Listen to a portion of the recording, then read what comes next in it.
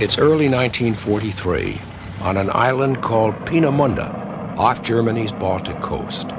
Here, in extreme secrecy, a new weapon has been developed. It's a rocket theoretically capable of reaching Britain from German soil. When it's perfected, it will wreak havoc in Europe and England. But as a weapon, it will not kill as many people as the number of concentration camp laborers who die in the process of producing it. And when the war is over, it will become a major tool in America's conquest of space.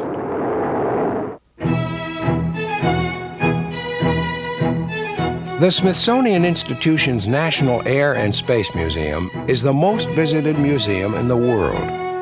Its collection contains some of the most important aircraft and spacecraft in history. Craft that were designed, built, and flown by men and women who have expanded the frontiers of flight.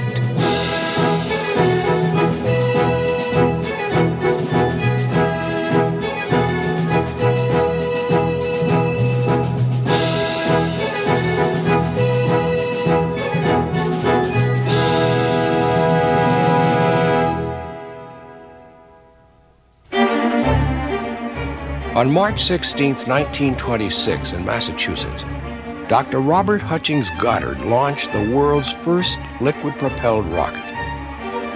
For most of the next 15 years, he developed his designs, building and launching 35 rockets, pursuing his dream of a rocket big and powerful enough to explore outer space. Throughout the 1930s, while Goddard worked alone, German rocket engineers, also pursuing the goal of space travel, were employed by the military, who funded the development of a rocket similar to Goddard's in principle, but a great deal larger. Their efforts eventually led to the development of the V-2, Hitler's wonder weapon. With 1 ton of explosives packed in its nose cone, it caused a sensation in the late years of World War II. This is the story of the rocket pioneers of 2 continents and their efforts to achieve the goal of space travel.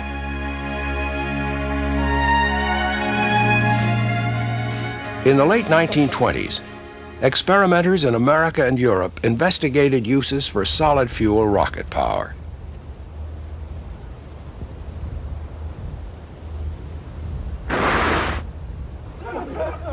They weren't always successful, but many persevered in spite of the difficulties. One of the problems was achieving a burn that could be controlled. But visionaries in Russia, Germany, and America believed the rocket was the key to leaving the Earth. Russian schoolteacher Konstantin Tsiolkovsky dreamed of exploring space. Inside the Soviet Union, he was a real important character. The Bolsheviks discovered him very early on and sort of identified him as a hero of the people, this inventor who had been downtrodden and forgotten and pushed into the background was a man of the people, and he represented the kind of forward into the future thinking that they wanted to encourage. In 1903, the self-taught Tsiolkovsky published his article, Investigations of Space by Means of Rockets.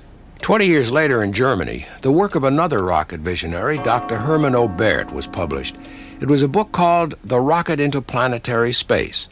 It demonstrated mathematically that rockets had the potential to take man beyond the reach of Earth's gravity. Oberth was born in what's now Romania. When he went to Germany, he became the focal point of a group of rocket experimenters who in just over a decade would succeed in propelling a rocket beyond the Earth's atmosphere. When Robert Hutchings Goddard published this paper in 1919, he was 37 years old and assistant professor of physics at Clark University, Worcester, Massachusetts.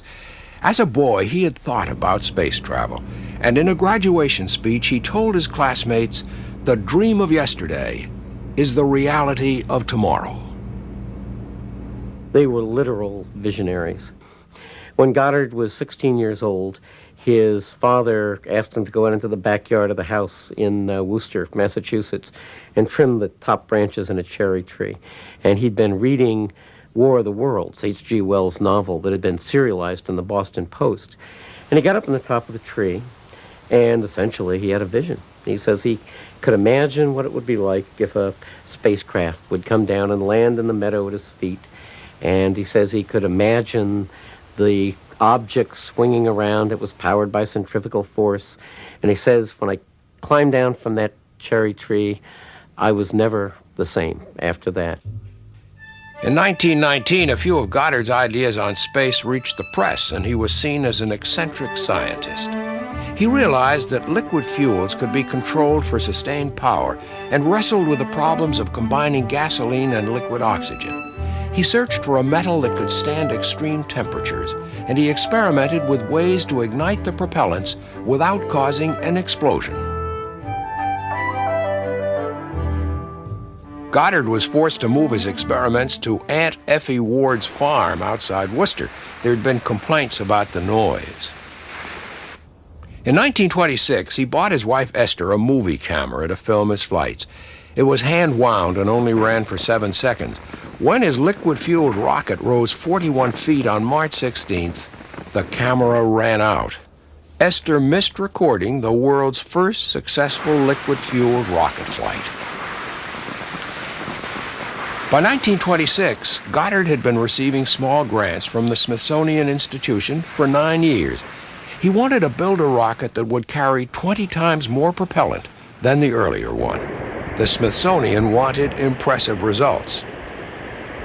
On the first test, the gas tank blew up. Goddard made changes, but by the end of September 1927, after many failures, he decided he'd been too ambitious. A model only 4 times larger than the 1926 version was more feasible. Regarding each unsuccessful test as a means of learning something positive, Goddard, his assistant Henry Sachs, and the rest of the team pressed on through 1928 with more work and more tests.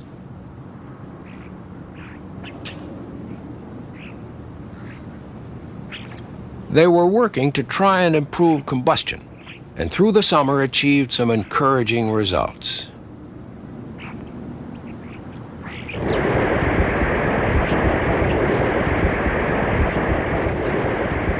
But as the tests at Aunt Effie's farm continued into fall, a variety of failures increased Goddard's notoriety in the Worcester area.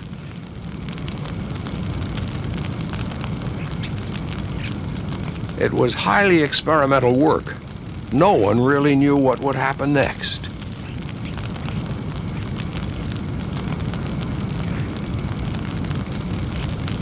Goddard remained in Worcester through the fall of 1928, working on a new design.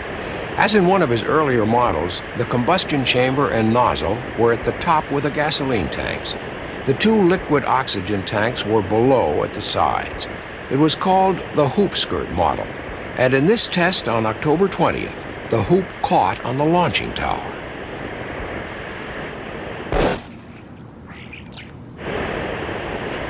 Tests on the new design continued into winter with some small successes.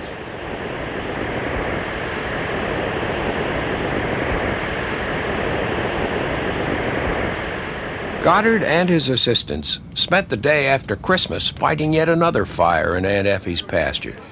Events like this enhanced Goddard's notoriety as the Moon Rocket Man and increased pressure for him to move away from harassment by the fire department and interested spectators. In the early 20s, Dr. Herman Aubert wrote to Goddard suggesting they pool their knowledge, but Goddard wanted to work alone. In 1928, Aubert moved to Berlin to work on Fritz Lang's film Woman in the Moon. He was supposed to build a real rocket as publicity for the movie.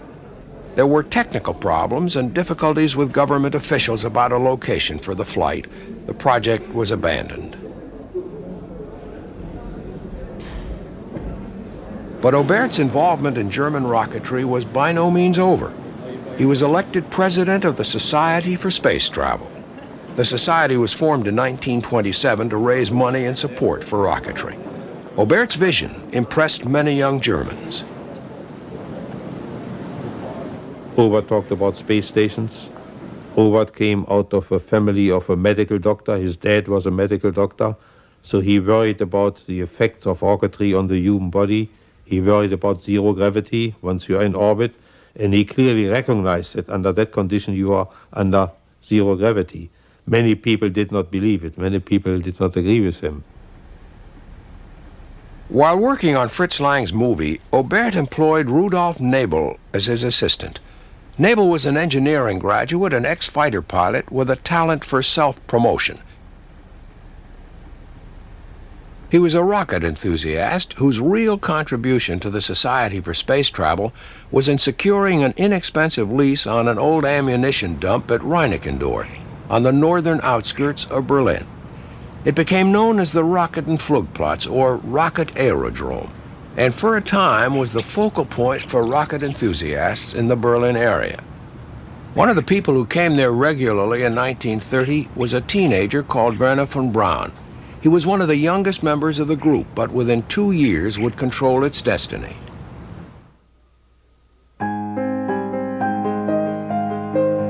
Werner von Braun was born in 1912. He was the son of aristocratic East Prussian landowners and was a privileged and gifted child. He played the piano and composed music. This fantasy was written when he was 16. But music was not his prime passion. From an early age, von Braun's obsession was outer space. This is a school essay on astronomy in the solar system he wrote when he was 15.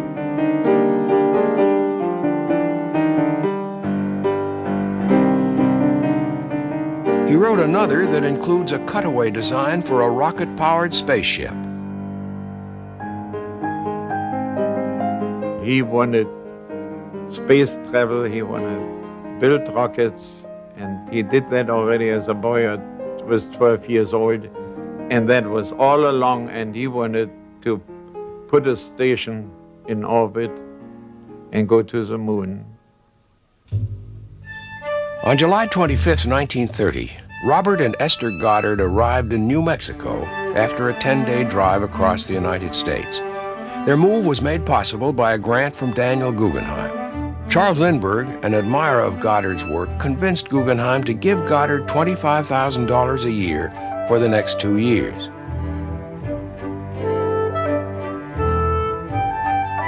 The Goddards planned to live in Roswell in southeast New Mexico, and with 4 assistants and their families, rented the Mescalero Ranch, 3 miles from the town. At Eden Valley, 10 miles from the ranch, Goddard found a site from where he could launch his rockets. It gave him the privacy he'd always craved, and it was rent-free. Goddard had chosen Roswell because its climate is suitable for launching rockets at any time of the year.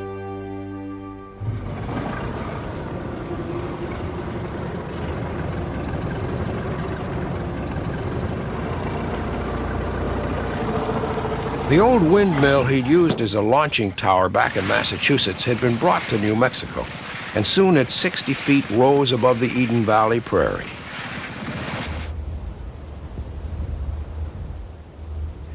At the Mescalero Ranch, Goddard's 4 assistants built a workshop. A short distance away, they assembled a stand for static engine tests. The rocket was held in place and hooked up to instruments that measured thrust and fuel burn efficiency.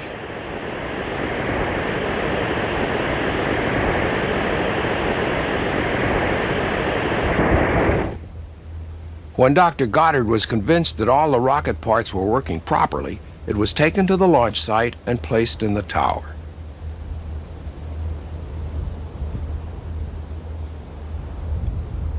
When the rocket was fueled, they ran an electric cable out to the shelter, 1,000 feet away.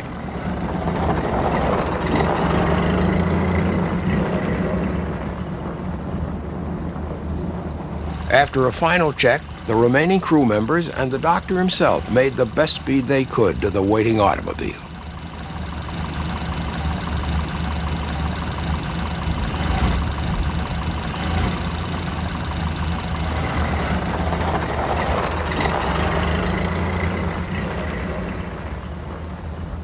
At the 1,000-foot shelter, an assistant climbed a ladder and checked the pressure through a telescope.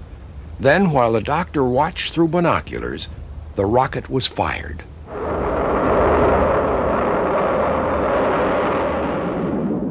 On the second last day of 1930, the rocket known as Nell rose 2,000 feet above the prairie. It was a good beginning for the Goddard crew. Meanwhile, across America, many young people were beginning to experiment with rockets. Among them was a boy called Bob Truax. I had a friend who was also interested in rockets, and he built a very beautiful balsa wood rocket, and together we loaded it full of smokeless powder, which we pried out of shotgun shells. Of course, we blew the rocket to smithereens. He went off to build another rocket, and I went back to the library to figure out a better engine that wouldn't blow up. Turns out that you can do that. They had precise instructions for building black powder rockets, so I learned how to mix black powder, and I mixed it in the basement, and my mother never knew I was doing it down there. German rocket pioneers, like rocket pioneers all over the world, needed money for their experiments. Reinhold Tilling thought up a novel commercial application that didn't ever really catch on. Germany has a number of islands along the North German coast in the North Sea, and also some larger islands in the Baltic Sea. And during bad weather, of course, there was no communication at all. And we proposed to use rockets, even in bad weather, to shoot them. The rockets had unfolding wings on the side, and at the peak of the trajectory, they would unfold their wings, and then they would glide into the receiving area, carrying quite a bit of mail on board. To some observers, a rocket gliding to Earth with a nose cone full of letters and postcards was the idea of a crackpot. Even Werner von Braun said, a man is just a crackpot until he hits the jackpot. And I think that's somehow typical, and that's absolutely true. And most people, of course, thought we were just playing around with things. Many people did not see an application. Practical application was the key to financial support for rocket development, even if space travel was the ultimate goal. In October 1932, Winkler's liquid-fueled HW-2 rocket crashed during a demonstration to the German Navy. I think all the people basically had space flight in mind as a long-range goal. Of course, I think all the people realized that you need so much energy to really go into outer space that you had to go through a number of intermediate steps first.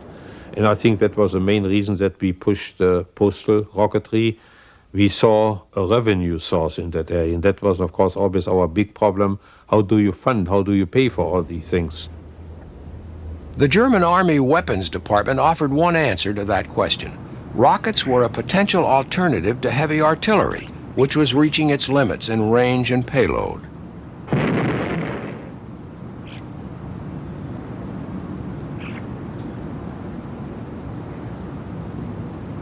In Berlin, the Rocket- und Flugplatz was visited by representatives of the Ballistics and Munitions Branch, including Captain Walter Dornberger.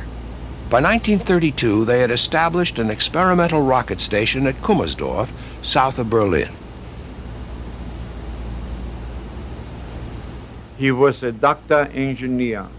In other words, you couldn't tell him anything what wasn't true. He was a human being, a very fine man.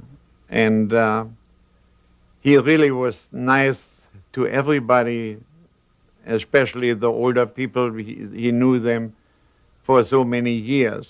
And while I was in Kummersdorf, he came at least once in the week. He was out there. The prize recruit from the Rocket- und Flugplatz was Werner von Braun. He realized the only way to get really major amounts of cash is if you can get an institution like a government behind you. And I think that's why he readily accepted his work for the army. Von Braun was still only 20 years old.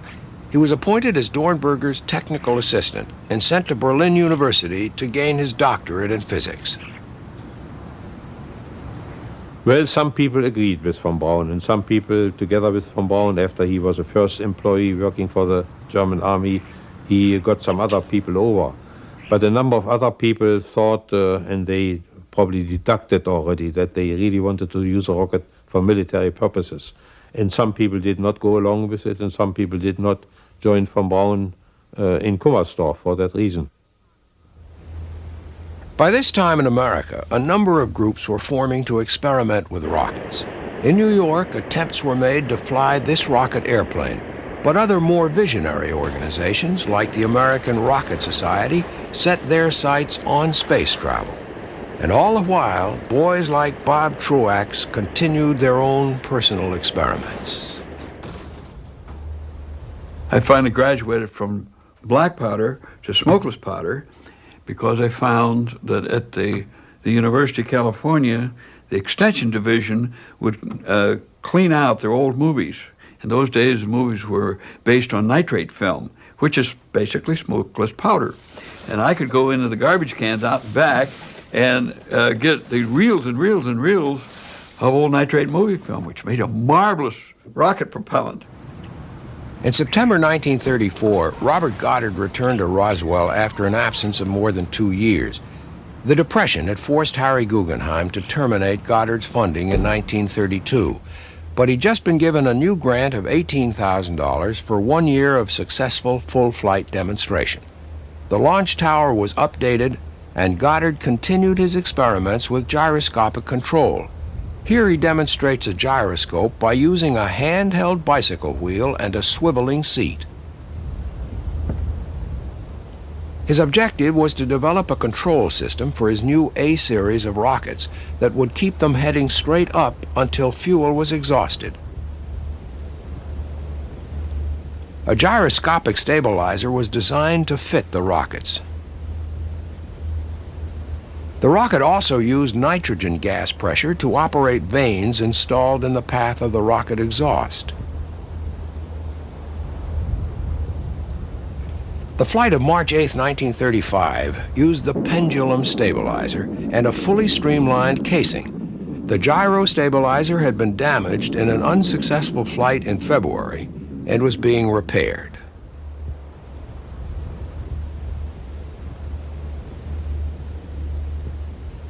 It wasn't perfect, but the parachute worked reasonably well, and the results were promising enough to cause excitement among the doctor and his colleagues.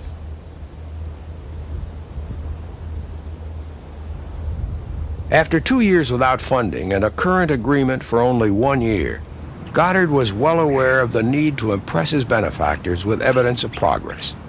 With the gyroscopic stabilizer repaired, another flight was made on March 28th, but again the rocket was damaged. It took 2 months to repair, but the flight of May 31st was worth the delay and the effort.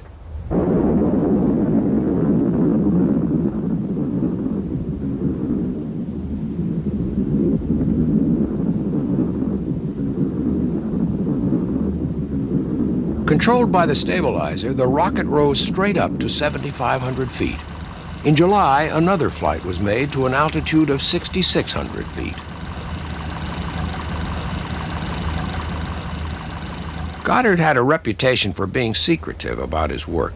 He always wanted to operate alone, and he'd resisted making displays for public relations purposes, even when continued funding depended on impressing people who controlled the money.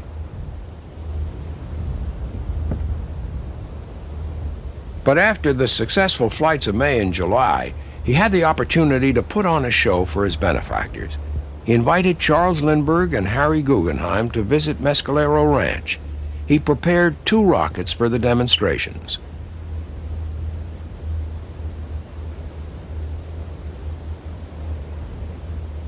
Although Lindbergh had visited Roswell, he had not seen a rocket flight or even a static engine test. Neither had Harry Guggenheim.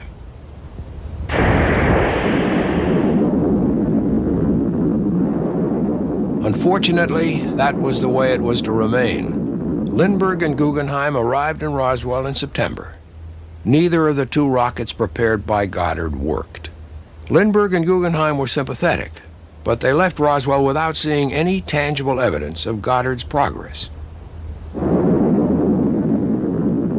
flights of May and July confirmed Goddard as a leader in liquid-fueled rocket technology. But as he continued testing into 1936, at Kummersdorf in Germany, developments that would soon leave him far behind were underway. As early as 1934, the German A-2 had reached heights similar to those just achieved by Goddard.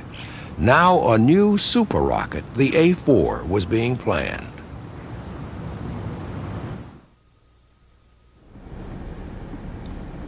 In early 1936, Colonel Dornberger and Werner von Braun discussed the design and building of a rocket about 40 feet long. It would be a weapon with a range of at least 160 miles, and its speed at burnout should be 3,600 miles an hour. Before it could be built and tested, a facility very different from Kummersdorf would have to be established.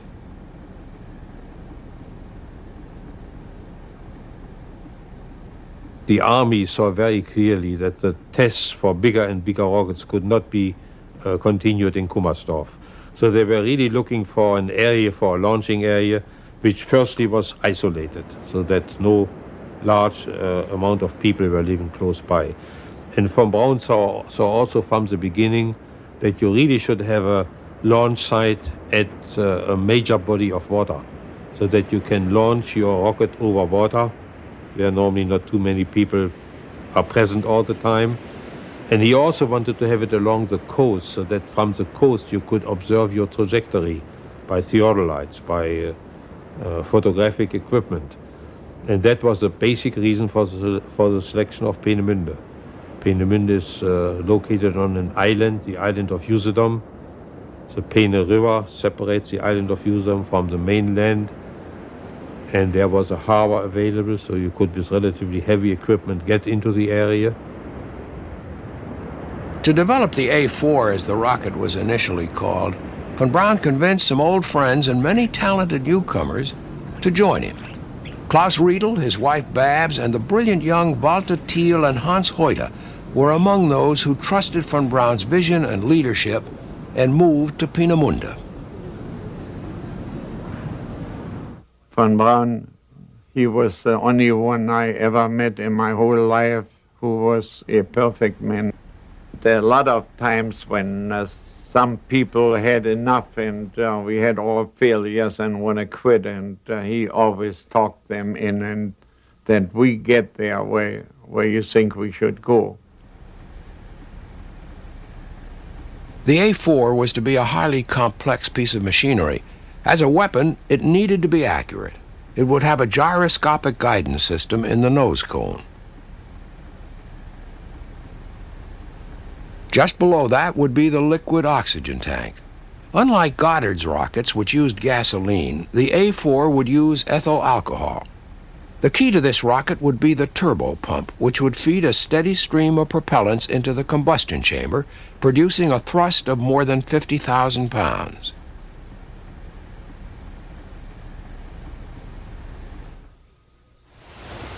In 1936, while the resources of the German military were harnessed to establish a new rocket base at Peenemünde, Goddard and his small crew worked on in isolation at Roswell.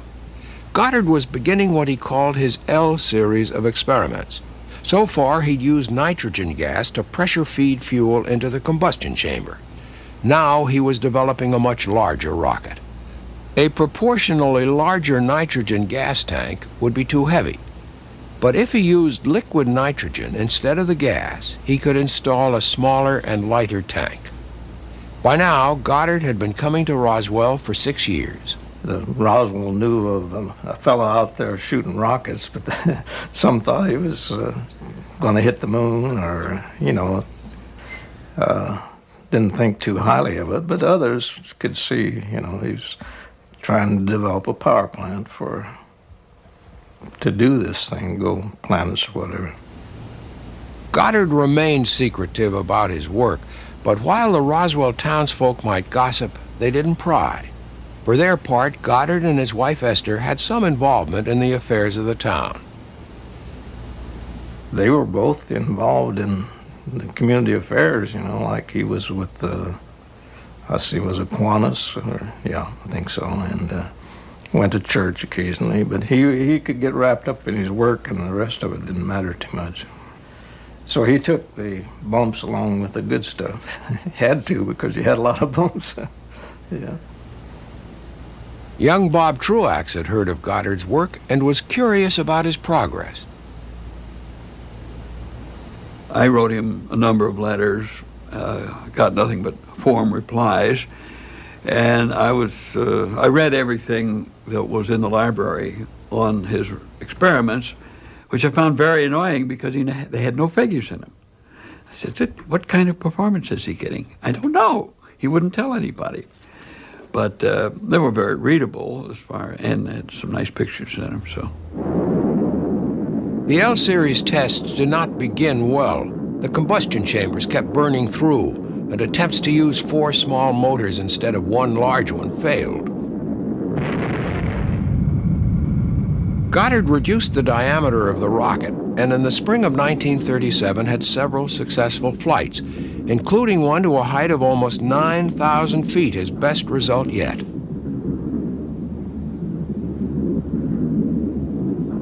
On May 19th, he successfully flew a version with retractable steering vanes at the base of the rocket. Apart from getting his rockets to fly, Goddard's other problem was to get his parachutes to work so they would save damage to the rockets on descent. There were many parachute failures.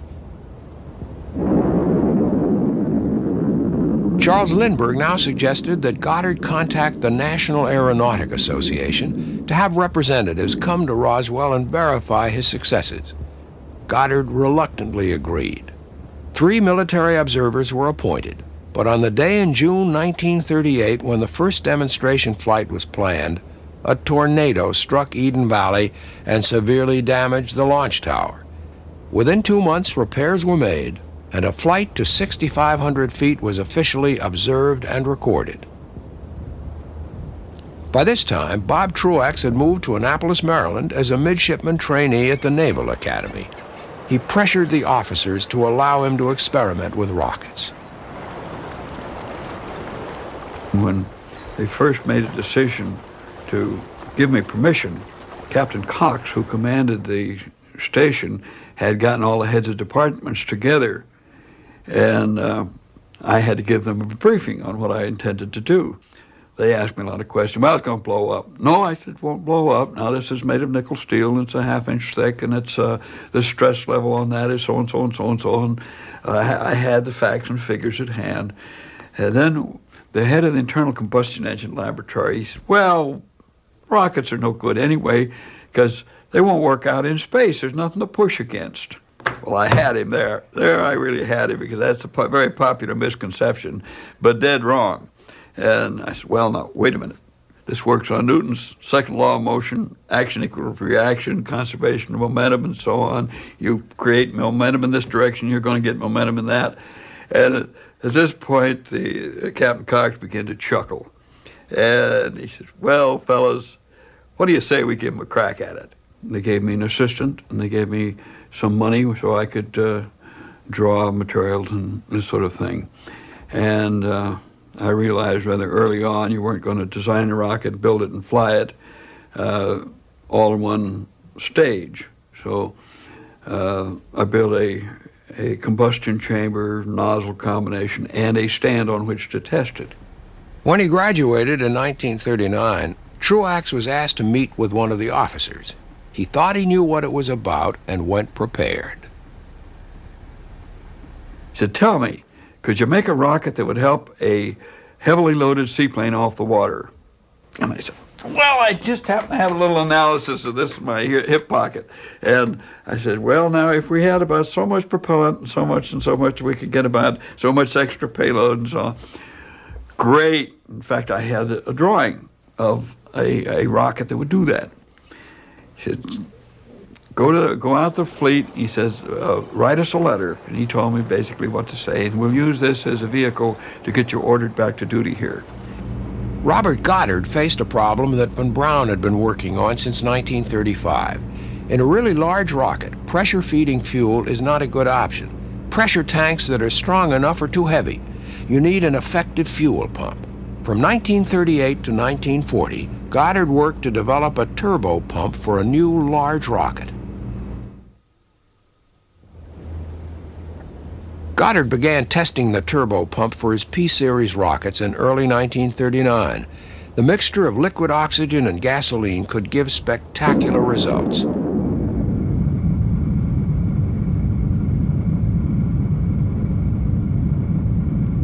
Goddard's turbo pump used a boiler to vaporize some of the liquid oxygen. The hot oxygen gas drove a small turbine. The turbine drove pumps that forced liquid oxygen and gasoline into the combustion chamber. The pump for the big P-series rockets took a long time to develop. It was the most difficult technical challenge Goddard had faced throughout his long career. The first P-series rocket wasn't ready to fly until August 1940. On the first test, the fuel tanks burst and ignited. At about this time, a young Roswell man, George Bodie, called on Dr. Goddard and asked for a job. He was put to work in the shop doing a little welding and learning the rocket business. More than 50 years later, at the launch site at Eden Valley, George Bodie recalls his impressions of the time. Mostly it was the excitement of setting it up and then hoping it would go, you know, because that was a big deal. Yeah. Of course, failures were kind of scary too, because you're only about 1,000 feet away from it. One time it went up and it actually circled down and came pretty between the tower and the thing within about 300 feet of them, so that was close enough.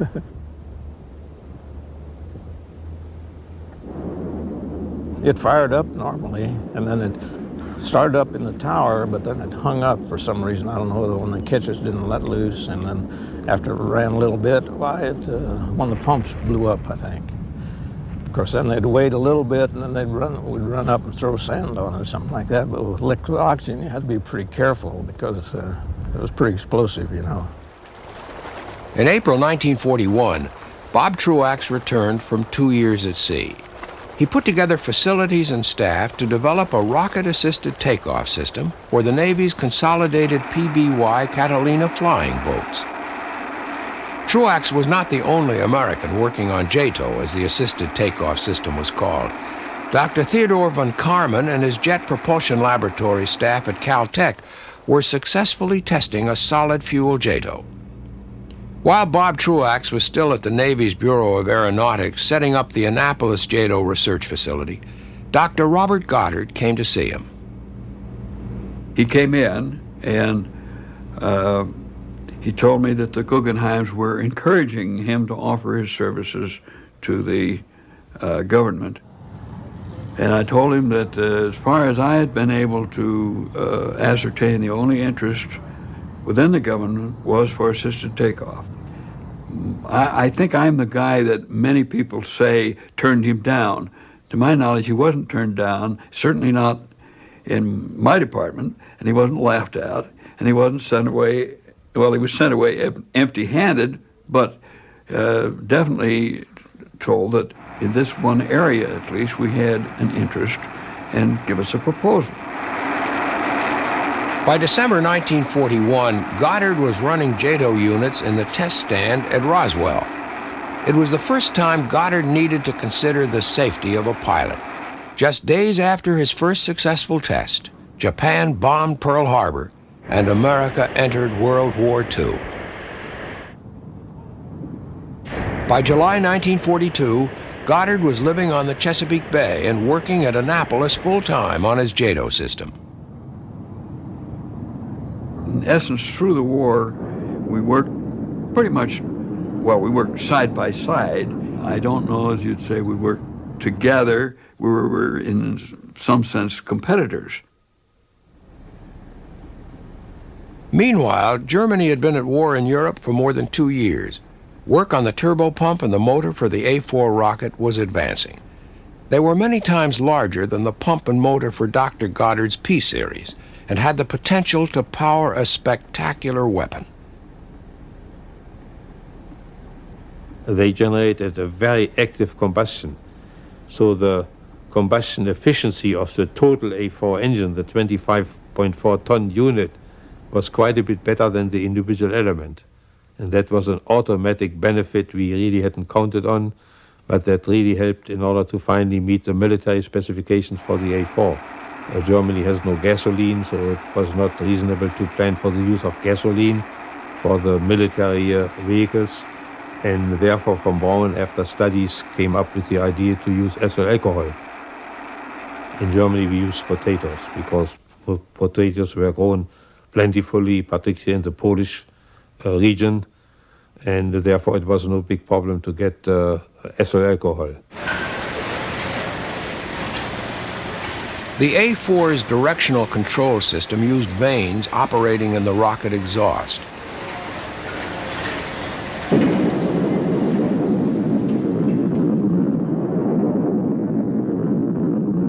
It was similar to Goddard's system, but it had one major improvement.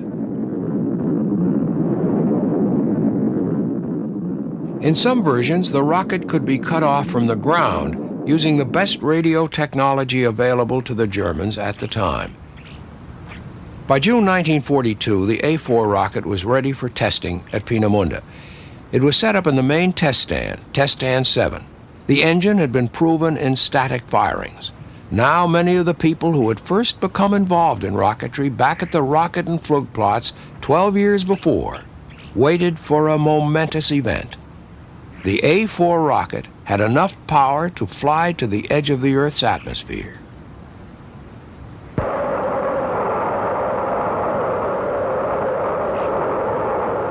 The first tests were not successful. There was still more work to be done. Von Braun was always very active. He was, of course, observed the launches. He dictated while he was viewing the launch what he saw, what his impressions were. And then, of course, we had staff meetings after the unsuccessful launch, and it was decided what are the changes for the next launch. And that way, finally, on the 3rd of October 1942, we had the first successful launch.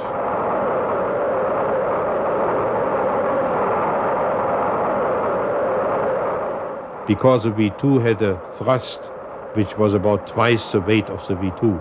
So it took off with the same acceleration that you have when you let a stone fall. Dornberger was present. He was very elated. And maybe that was a little bit uncareful of him, he predicted that this day the space age has been born. We have for the first time had a human-built article which went into outer space. At the top of the trajectory, the V2 is almost 100 kilometers, 60 miles high, and most people agree that that is outer space. Across the Atlantic in Annapolis, Maryland, Dr. Robert Goddard had no idea that one of his great personal dreams was near being realized by someone else in extreme secrecy. The young rocket engineers working with Bob Truax were finding out that Goddard's own reputation for secrecy was well-founded. See, we were a bunch of kids, and Goddard was the grand old man of rocketry, and we would have sat around his knee and learned rockets if he had been willing to teach us. But he was very reclusive about rockets. He's a fine gentleman, you know, have you over to his house for dinner, that kind of stuff. Socially, no problem, but he would not talk rockets with us. After further successful tests, the A4 went into production as a weapon of war. It was renamed the V2, the Vengeance weapon. Hitler's attitude to the rocket in early 1943 was difficult to assess, and there were reports that he had a dream about it never reaching London. But Himmler, the head of the SS and the Gestapo, was curious.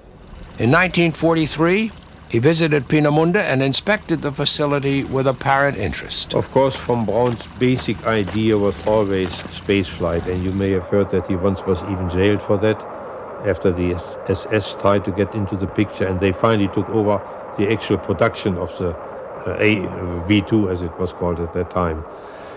And they thought, and maybe they wanted to get von Braun out of the way. They wanted to really take over Peenemünde. But they thought that von Braun was spending too much time on spaceflight, on trips to the moon and things like that. And he was not concentrating his talent on the development of the A4 system itself. And only due to Dornberger's very, very active efforts to get them released, he claimed to the highest people in the army, it was still an army operation at that time, that without von Braun, without Klaus Riedel, I cannot do my job, I cannot develop the A4. And so he finally, I think even Hitler had to get finally into the act himself. They were released, first only von Braun and then the others a few days later. And then, of course, the development continued. Maybe this was a lesson to von Braun, and he didn't talk so much about spaceflight anymore. Von Braun had used the German military machine to help him realize his ambition of space travel. That help did not come free of charge. It's always seemed to me that it's one of the central sort of ethical dilemmas of science and technology in the 20th century. That desire to achieve a goal that has really important implications for humanity. I mean, leaving the home planet. And what price are you willing to pay to get there? In September 1944, the V-2 went into operation, using a mobile launching system with success. And using this launching table on any piece of solid ground, like any street crossing or any somewhat reinforced, even forest walkway, you could launch a V-2. Immediately after launching, the word got around that the V-2 had been launched, and there were normally plenty of people around in the general area who reported that immediately to the British. And then, of course, the British bombers or chase planes took off from the British airports, and about 10-15 minutes later they bombarded the launch site. In the meantime, of course, the troops had folded up all their equipment, which could be done relatively quickly, and they had disappeared and they were at another location. Production of the V-2 was carried out by Himmler's SS and the Armaments Ministry, and concentration camp prisoners were forced to work in an underground factory near the Harz Mountains under slave labor conditions. Von Braun's moral dilemma became more complex. It isn't so much the fact that the V-2, for example, was a weapon that killed people on the receiving end, as it is the sort of stunning fact that more people died building it than died on the receiving end.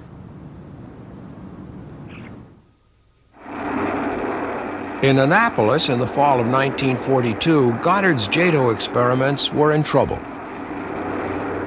This final test, it lifted off about 80 feet, and then it overheated, and then sort of, I guess it opened up the chamber a little bit, sort of caused a lot of confusion in the plane, as you would imagine, and but they set it down. There was nothing other than damage to the little bit of the tail section of the PBY. But that ended it. And then Truax, of course, was promoting his acid and aniline unit, and I think they actually fired that several times. And it was ultimately successful in getting the big PBY, which is underpowered, off the water with not only sizable payloads, we got it off with so much payload that when the rockets quit the engine, the airplane went back down in the water, and it wouldn't stay in the air without it. So we definitely proved the concept was feasible. In 1943 and most of 1944, American rocket engineers had no idea of the existence of the V-2. But slowly, information began to filter through. During the war, we were able to get pieces of V-2s that had fallen either in Sweden or in England, and we shipped them back. And at one time, I had a picture of Goddard staring into the V-2 thrust chamber with open-mouthed amazement, because it was so much bigger than any of us had ever built. He really wanted to work by himself. He refused to release information about what he had done until he was ready to release it. Charles Lindbergh, Goddard's staunch supporter, summarized his achievement. Perhaps Goddard's work was a sort of dead end. On the other hand, he was a man who was such a visionary that he didn't have to wait for Apollo to go to the moon. He'd been there in his mind, in his imagination. He had flown into space. He'd lived his life the way he wanted to live his life. And from Lindbergh's point of view, what more can you ask of any human being? In August 1943, the V-2 facility at Peenemünde was bombed by the Allies. with the objective of not only wiping out the facility itself, but destroying as many German rocket experts as possible. Much of the damage to the test facilities was superficial, but there was great destruction in the surrounding villages. By that time, however, Peenemünde had done its job. The V-2 had developed a life beyond the control of Dornberger and von Braun. At the end of World War II, with Germany defeated, America, Britain, and Russia were all very interested in the fate of the V-2 and in Wernher von Braun himself. The Red Army had shown up, with lists of names and photographs of individuals, von Braun, that they wanted to take home with them, and they were gone. They had gone to the Americans, and that really was not the whole foundation for post-war rocketry in America, but it was certainly a key element.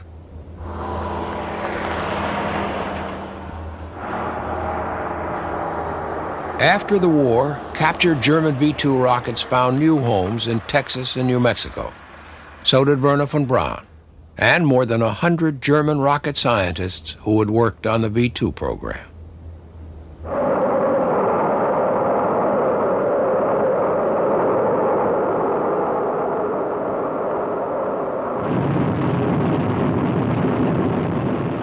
The V-2 contributed a great deal to the American space and missile program. Wernher von Braun directed high-altitude V-2 firings and worked on guided missile development. Dr. Robert Goddard didn't see the V-2 come to America. He died on August 10, 1945. Less than half a year later, Wernher von Braun began work at White Sands, about 100 miles away from the launch site at Roswell, New Mexico, where Goddard had pursued his dream of going to outer space.